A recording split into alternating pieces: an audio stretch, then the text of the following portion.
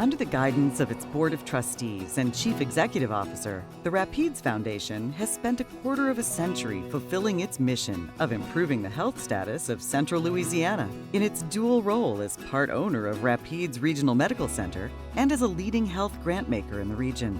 It began on September 1st, 1994, when a joint venture partnership between the hospital and HCA created the Rapides Foundation, extending the hospital's ability to provide quality health care in a changing environment, and creating a wellspring of foundation resources dedicated to improving the health of Central Louisiana residents. The Rapides Foundation is a unique organization that continues its legacy as a healthcare provider through continued ownership in Rapides healthcare systems and involvement in its success, but is also a significant grant maker in Central Louisiana. And so through both of those avenues, we pursue our mission of improving health status to ensure that there is quality health care, there's access to that care, but these other drivers of health are also addressed through our philanthropy. And we do that in a very intentional way, that these resources can make a difference in Central Louisiana. The Rapides Foundation stems from a legacy of healthcare and community service that spans nearly 12 decades.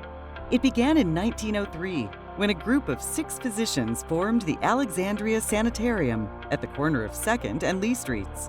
In the early 1990s, the Rapides Regional Medical Center Board was faced with a new environment in healthcare with the advent of managed care, exclusive contracting.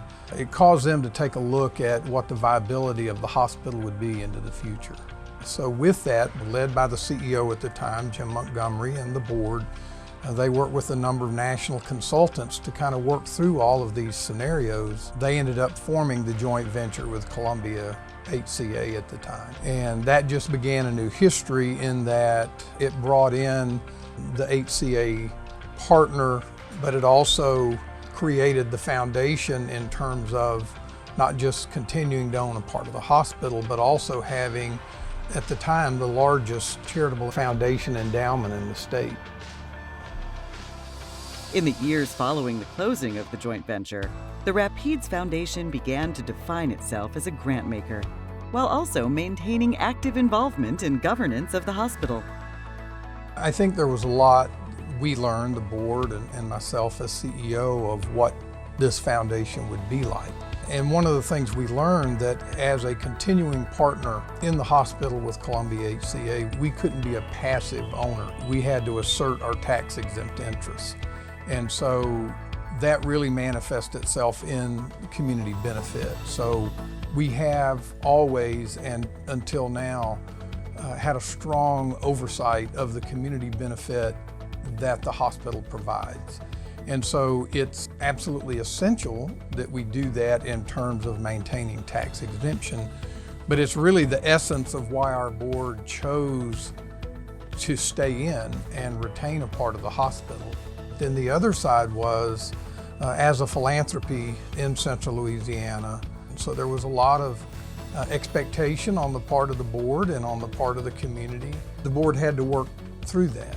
And so initially we started out having a responsive grant program that was very broad, but with that we found ourselves having more grant interest than there were resources. And so the board had to begin to think about a disciplined process of how we could pursue a mission and align what we were doing to that mission.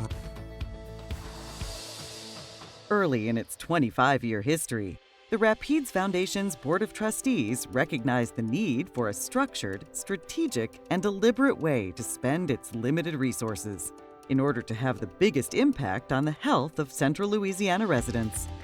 The Foundation Board arrived at our strategic priority areas in a very intentional way. We did these very comprehensive community health assessments that don't just measure the status of health, but it measures the drivers of health. That's always been and still is the baseline we work from.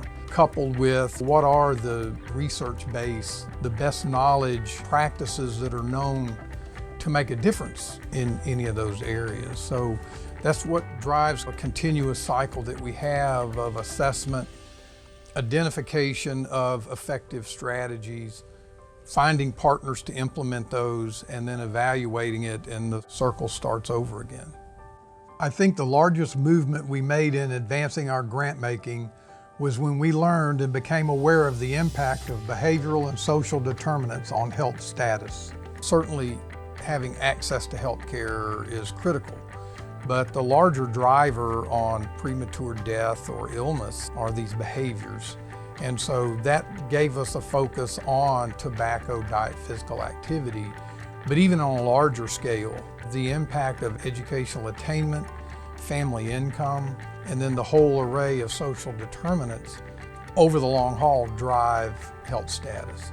And so as we became aware of that information and the board understood that, it really changed our grant making, that we were actually fairly early among the health foundations to embrace that and have a large part of our grant making be for education and to try to improve incomes.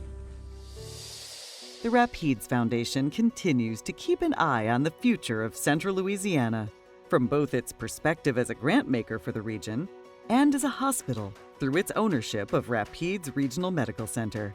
We have developed an understanding of what health status is and what drives health status, and have arrived at a place that we are confident in those priorities we've selected. Given the depth of these issues, and most of them are generational, I think a lot of the big priority levels probably won't change that much. I think as we learn, we get better at what we do, more research comes out, the tactics and the strategies may change. As we celebrate our 25th anniversary, the Rapides Foundation continues to focus as a modern system of health in our roles as a high-performing hospital that provides access to quality care for all members of the community, and as a community health philanthropy addressing behavioral and social determinants of health. We believe this dual role serves as the ideal structure for providing quality health care and health improvement for Central Louisiana residents for generations to come. Nearly 80 individuals from throughout CENLA have guided the foundation as members of its Board of Trustees. This diverse group has worked hard to ensure the foundation's assets are being spent responsibly and intentionally, and will impact generations to come.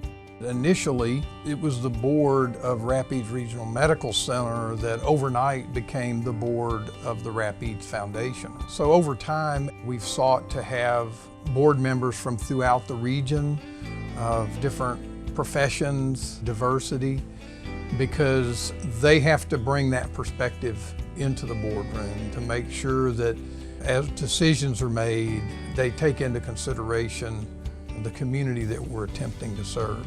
Our board has always paid great attention to the mission, not just as some words, but that's the rallying point, that's the North Star. And so for them, they've been very attentive to understanding and affirming the mission and then committing to the mission. At 25, the Rapides Foundation has evolved, grown, and matured consistent with its initial purposes.